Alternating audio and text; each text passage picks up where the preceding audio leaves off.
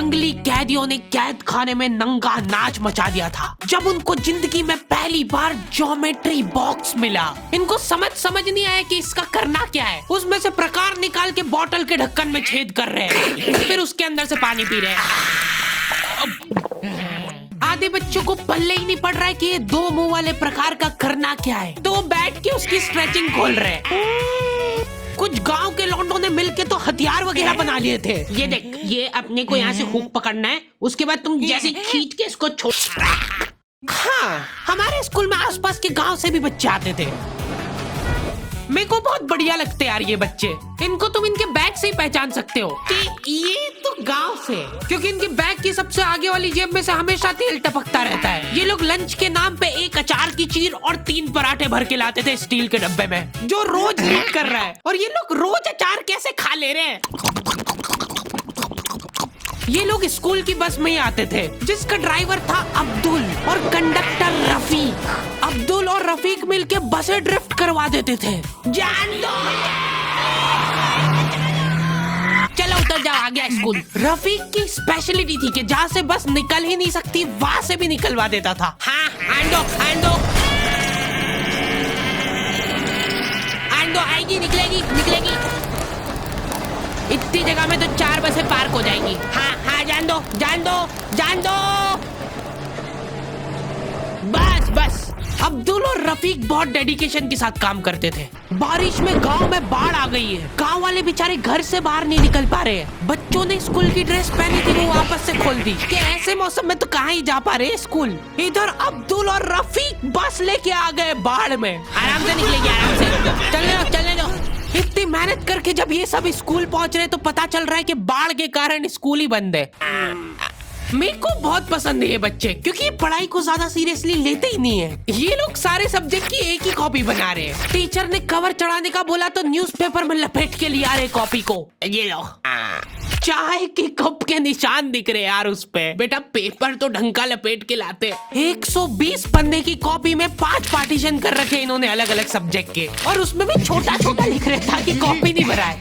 और ऐसा नहीं कि इनके पास पैसे नहीं है कॉपी लाने के। इनके गांव में इनकी इतनी जमीन है ना कि ये लोग जमीन बेच के आखा स्कूल खरीद सकते हैं। वो अलग बात है कि इनको इनकी जमीन का हिस्सा अभी तक मिला नहीं है, क्योंकि चाचा और पापा के बीच में घनघोर मनमुटाव है। दोनों को ऐसा लगता है कि इसने मेरे को धोखा दिया है। धोखेबाज, साथ में मत बोल।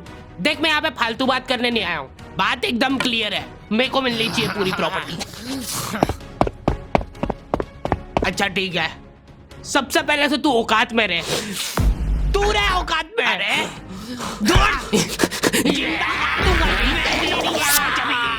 नहीं दूर, अभी चालू नहीं हुआ है। इनकी बहन दोनों भाइयों का समझौता करने के लिए रेफरी बनी है। एक दूसरे को माँ बहन की गालियां देने के बाद वहीं पे उनको सॉरी बोल दे रहे हैं। सॉरी, क्योंकि दोनों के रिश्ते सेम ही पड़ते हैं।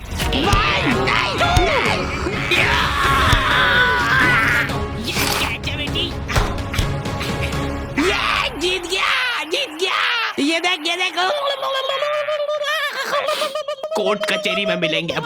तो अभी तक वो केस चल रहा है और वो चलता ही रहेगा जब तक पापा या चाचा में से कोई मर नहीं जाता। हमारी क्लास के बच्चे बहुत बतौकड़े थे। इनके मुंह का थूक खत्म हो जाता था बोल के। अरे देखो, मैंने व्हाट्सएप स्टेटस डाला था उसका हाथ पकड़ के। अब उसको ऐसा लगा कि मेरा स्टेटस सबको दिखता है, पर मैंने सेटिंग्स में जाके स्टेटस सिर्फ उसको विजिबल कर रखा था।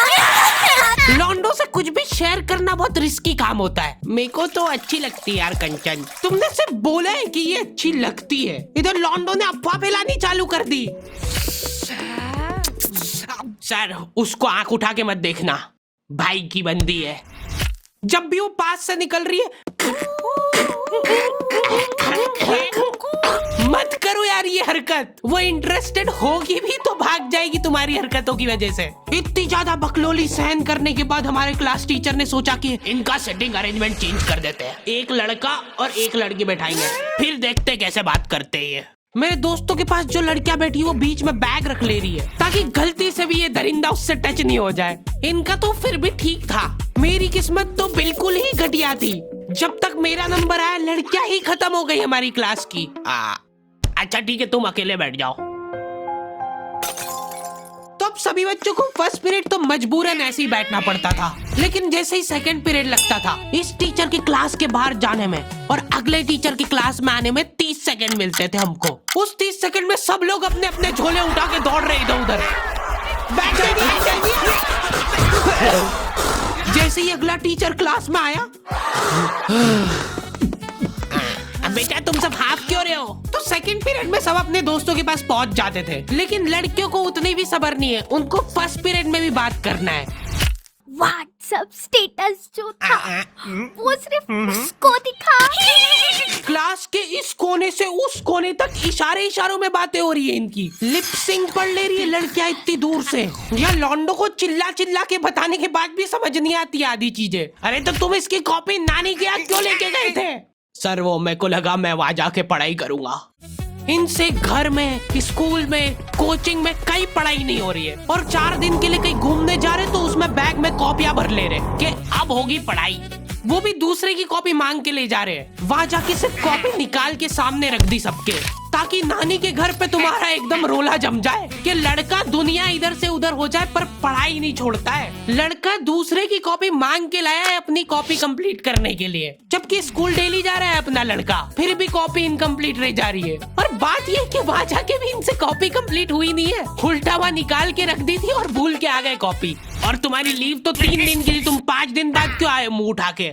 सर हम लोग तीसरे दिन पे निकल गए थे वहां से, और हम जैसे ही ऑटो रिक्शा में बैठे नानी जी ने रोना चालू कर दिया। अब जैसे जैसे ऑटो दूर जा रहा था मेरी नानी जी जोर से रोने लग रहे थे।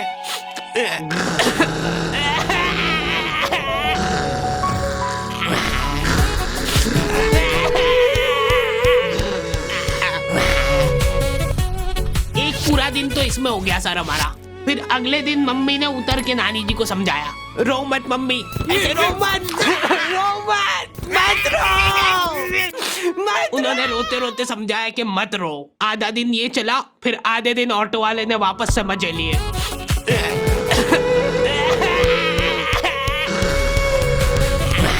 हाँ बहुत हरामखोर टाइप बच्चे आते थे हमारे स्कूल में। हमारी क्लास के कुछ बच्चों को जने क्या चुल मची कि स्कूल में फोन ले जाते हैं और वॉशरूम में जाके वो फोन में गाने चला के झुंड बना के नाच रहे हैं।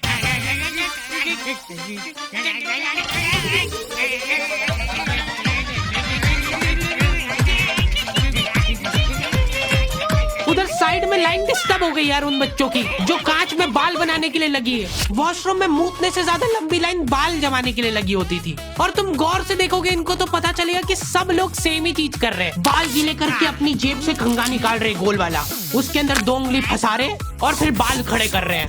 और बाहर निकलते से सारे टीचरों ने घेर रखा है इनको, क्योंकि इतने जोर जोर से गाने बजा के नाच रहे थे ये लोग। किसके पास है फोन जल्दी से बता दो। मैम ऐसा कुछ नहीं, हम तो मुंह से गा रहे थे। किसी से भी पूछ। मैम इसके पास ही है फोन, हमको छोड़ दो, हम तो सिर्फ बाल जमा रहे थे। तुम कुछ कांड करते हुए पकड़ा जाते हो तो तुम्हारा दिमाग चलना ही बंद हो जाता है एकदम। इनसे पूछ रहे कि बताओ बेटा क्यों लाए तुम स्कूल में फोन? मैम वो यूट्यूब से पढ़ाई करने के लिए। स्कूल में?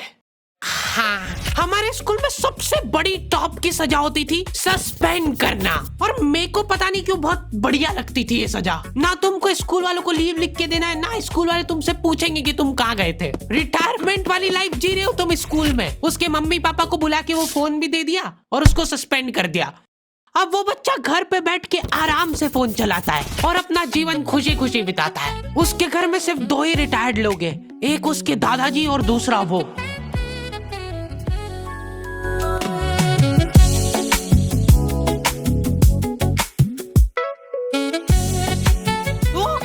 तो दी एंड हो चुका है। आई होप तुम लोगों को ये वीडियो पसंद आई होगी, और अगर नहीं आई है तो क्यों देखी।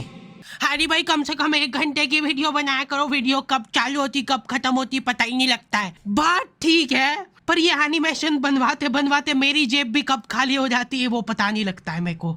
इसीलिए ये वाली वीडियो के लिए हम लोग एम रख रहे हैं सिर्फ 15,000 कमेंट का।